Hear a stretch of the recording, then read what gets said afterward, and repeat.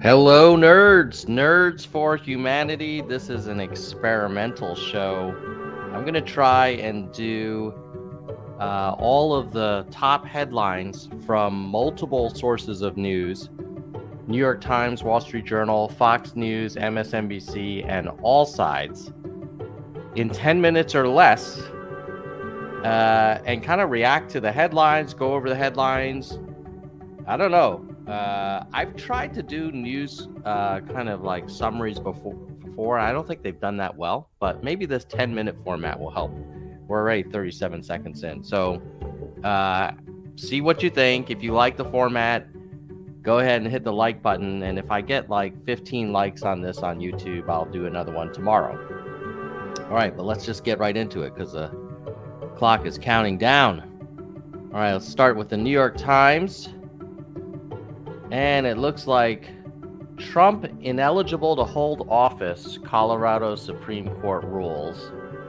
Basically that he was involved with the insurrection on Jan 6. I'm not sure if this is like a huge story because I doubt, I guess if they exclude him from the ballot, does that mean he won't be able to get the electoral votes from Colorado? Like how many? Let's ask Bard. How many electoral votes does Colorado have? I'll just show you. I'm asking the good old Bard. They have 9. Is Colorado a swing state? I don't think they are.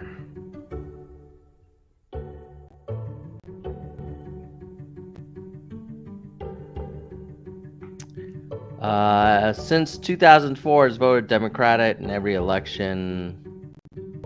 2016, Donald Trump lost by 5%. Okay, so I guess it's noteworthy to the extent that a court found that Trump's activities.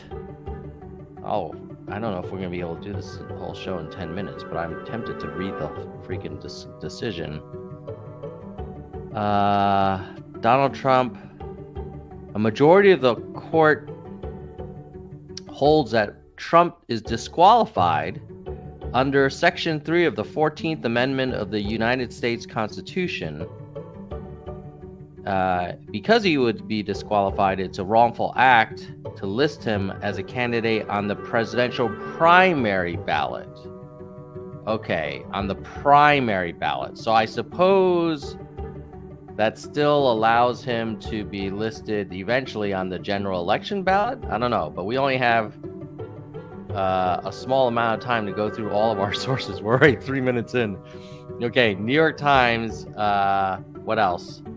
Do you need Felix the Cat, early Popeye, king of silent animation? House dysfunction by the numbers: 724 votes, 27 laws enacted. That's interesting. Wow, what a lame speaker and house in general. Who's running that? No one knows. Numerous votes for speaker candidates, attempts to expel Santos, censuring Democratic lawmakers, hard right amendments to appropriation bills that did not pass and were non-starters. Yeah, basically saying that the House of Representatives is not really very effective. There's a surprise. I wonder, so 27 bills became law in 2023. How many bills became laws in front of the U.S. Congress in, say, 2020?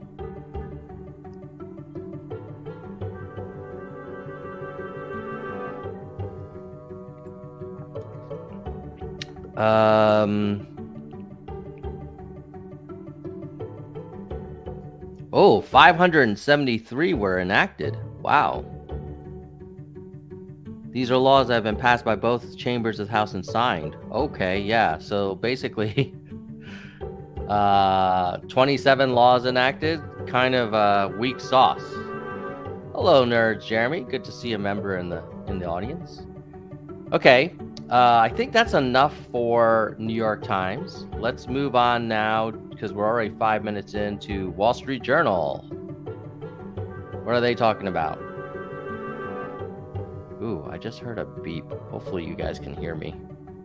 Let me just make sure my audio is working. Settings. Audio looks okay. All right. Wall Street Journal saying Trump disqualified from Colorado primary. Powell's pivot sows confusion over when and how fast the Fed will cut. IRS zaps nearly $1 billion in penalties for taxpayers. Meet the new economy just like the old economy. GDP, unemployment, and inflation look a lot like a pre-pandemic economy. What else? Hamas, Palestinian rivals conduct talks about governing post-war Gaza. Shipping firms remain on edge despite U.S. efforts to secure Red Sea. Ukraine's frontline troops are getting older. Physically, I can't handle this.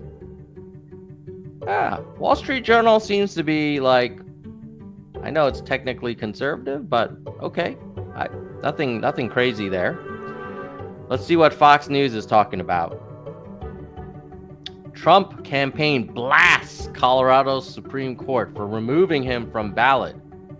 You know, the thing about both New York Times and Fox is they didn't say that he's okay. So New York Times did say primary ballot, but you notice that Fox News just says removes him from the ballot, which could kind of give the impression that he's not going to be on the November ballot if he's a nominee, but I think the decision is just from the Republican primary ballot. Ramaswamy pledges to withdraw from Colorado. There's Vivek, man. He's definitely Team Trump. House GOP takes aim at White House for omitting Hunter Biden on Marine One list. Ooh. Justice Brown Jackson slapped with ethics complaint over husband's income.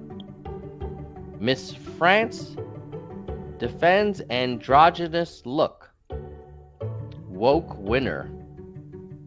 Wife of Navy officer once jailed in Japan calls on Biden to support release from U.S. prison. Houthis vow to keep up attacks.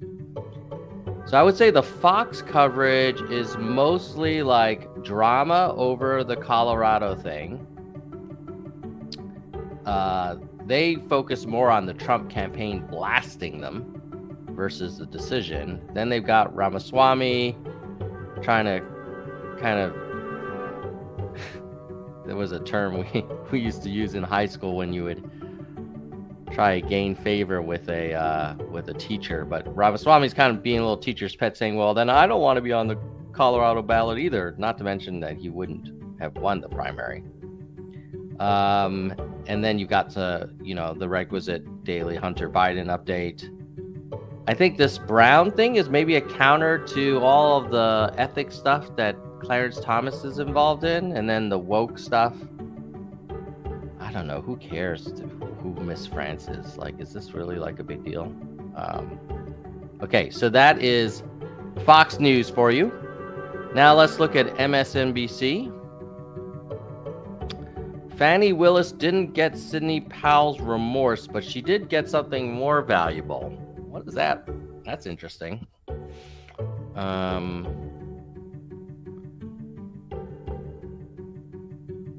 What? Last week, Powell letters of apology to the citizens of Georgia were released. And it doesn't look like much. Powell wrote, I apologize for my actions in connection with the events in Coffee County. I apologize to the citizens of the state of Georgia and Fulton County for my involvement in count 15 of the indictment. Oh my God. Okay. So that's the official apologies from Sidney Powell. What else is MSNBC covering? VP Harris blasts Trump's poisoning the blood rhetoric. A leader is someone who has empathy. See, this is not a very kind of accurate title. It says, Colorado Supreme Court rules Trump is disqualified from the presidency. I think they said that he was disqualified from, I might be running out of power. That's why I'm hearing this beeping. Let me just give myself some power. I thought it was like he was disqualified from the primary. Let's dig in here.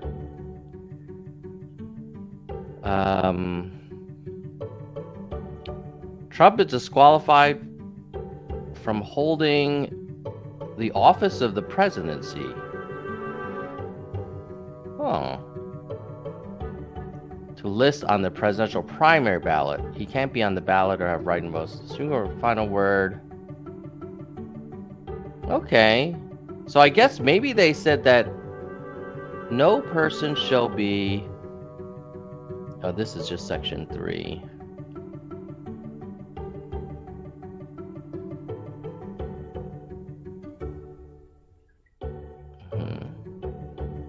All right. Well, either way, we don't have time to get into the details, but suffice it to say the Colorado Supreme Court decision is getting some coverage on MSNBC. So is the Sidney Powell thing.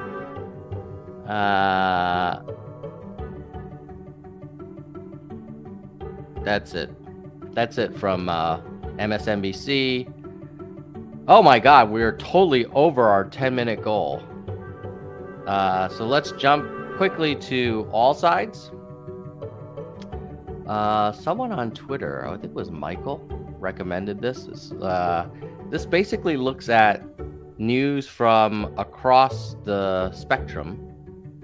So they're saying, like, okay, there's a Colorado Supreme Court thing. On the right, they say Colorado Supreme Court disqualifies Trump. On the center, it says Trump rages at Supreme Court. And on the left, it says Trump is disqualified from the ballot. Well, pretty similar. What else? Israel-Hamas war. Those are just headlines. Global oil prices are rising due to attacks on commercial shipping. CBS poll shows Nikki Haley gaining ground on Trump in New Hampshire. U.S. Bank will pay $36 million over misconduct over COVID-19. Oh, what's this poll? CBS poll.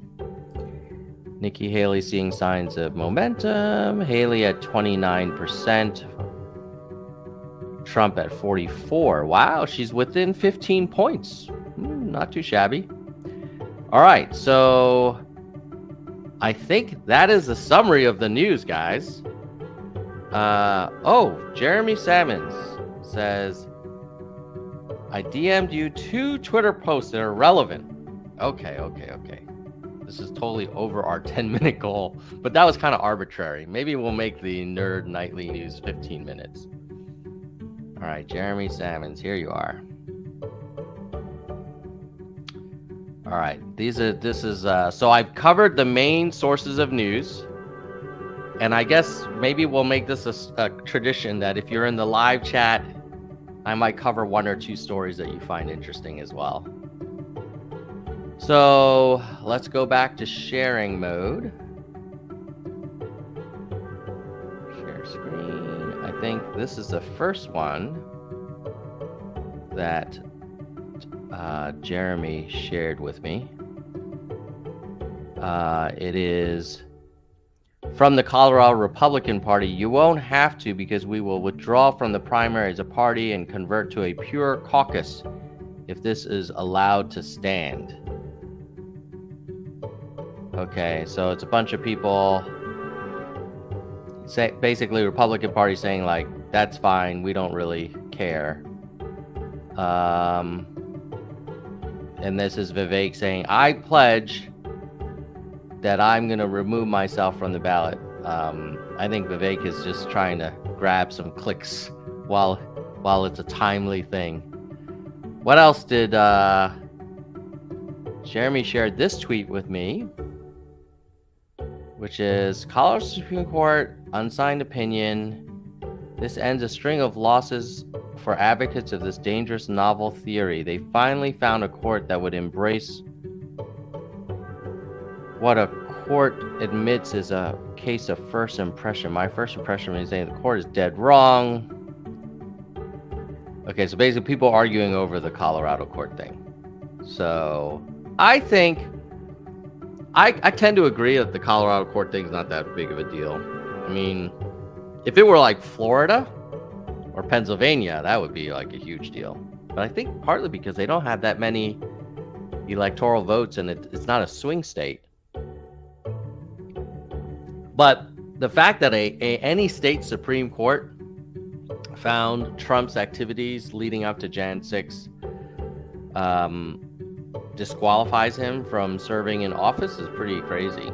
All right, so that's today's Nerd News Tonight.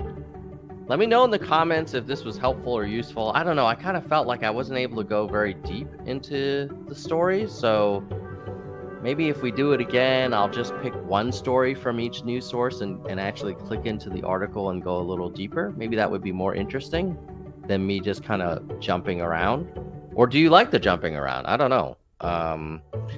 But let me know what you think in the comments. And before we wrap up, I got to thank the people who make this channel possible. Like, seriously, a big reason why I keep doing this and making content is because I know there are members who value this enough to chip in a few bucks a month and help me pay for the podcast hosting fees and stuff. So let me just give them a shout. Here we go. We're gonna start with our highest level, which is Soldier One, Senior Vice President, supporting the channel for 44 months. Thank you, Soldier One. Next is our VPs. And longest serving VP is Kristen Slevin, 47 months of support, and Bike, 37 months of support. Then we got the hardcore, Gene, David, DK, Jackalego, Mr. History, Mona, Vaughn, Yang, Dean, Galessa, Jay Perrin, Dana, Jason, Daniel, Mickey, Yoda. And then verified nerds. We've got Lisa, Brandon, Sophia, Doris, Emerald, Ben, Shoni, Dr. William, Karen, Mai, Brittany, Lori, Wana, Kevin, Hope, T, Jeremy, David, Nicholas, Mike, Zig, Roberto, Jackson, Lantern, Cindy, and Alice. I appreciate all you members. I know, like, you know, the economy's not awesome, and any kind of subscription, you know, it's something you kind of look at closely, even if it's only $1.99 a month. So don't forget to like this if you found Nerd Nightly News useful, and let me know in the comments if I should go longer or go shorter, but just pick maybe 2 or 3 stories of the day. Not sure, still trying to figure this format out. Bye, nerds.